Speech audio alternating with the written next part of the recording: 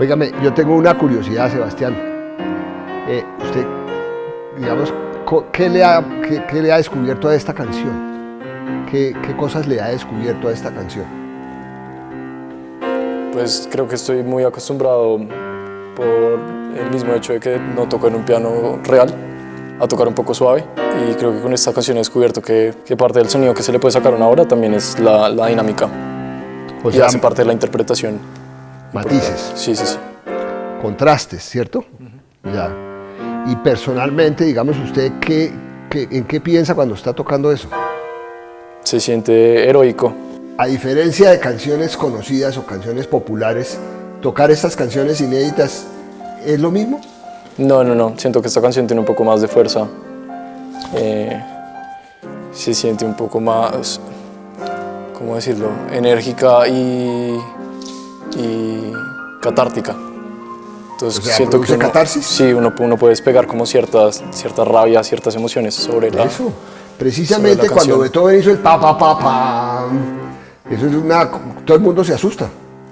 Y esa es la idea, cuando usted hace pam, pam, pa, pam, pam, esa es la idea. Sí, sí, sí. Bueno, profe, a mí me gustaría saber esta canción, ¿usted en qué momento la compuso y de qué se trata? En una época la canción se llama Ciclo Mágico, digamos es dedicado a la ciclovía que hay en Bogotá.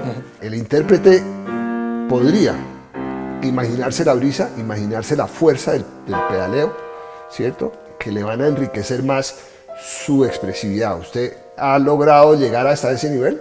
No, creo que cuando interpreto no estoy pensando en eso, pero sí lo hablamos en clase, y creo que una buena herramienta como por ejemplo para visualizar eso un poco más en la canción es que a lo mejor la pieza la acompaña un relato corto.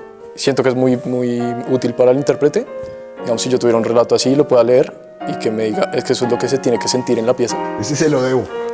Maestro, yo antes tocaba otros tipos de música, y la verdad es que, digamos, acercándome a este lenguaje de jazz, he aprendido mucho a explorar desde el ritmo y no tanto desde los conceptos melódicos y armónicos, que me parece una parte importante del jazz, que creo que cuando uno está muy sintonizado con el ritmo, empiezan a surgir diferentes ideas, diferentes a las melódicas y armónicas por sí mismas. Y eso es algo que siento que es importante en todo lo que hemos estado trabajando, y creo que es una herramienta como que se va desarrollando con el tiempo, que también ayuda en la improvisación y ayuda en otro tipo de herramientas interpretativas.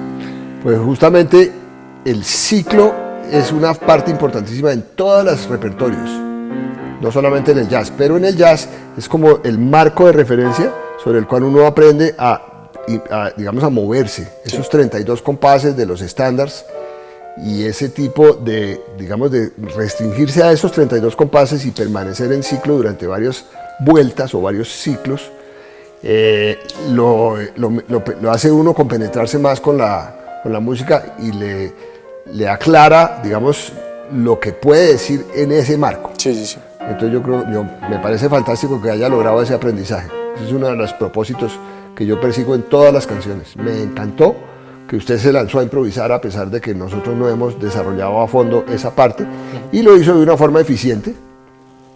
Digamos que de esta música no es obligatorio tocarla siempre igual.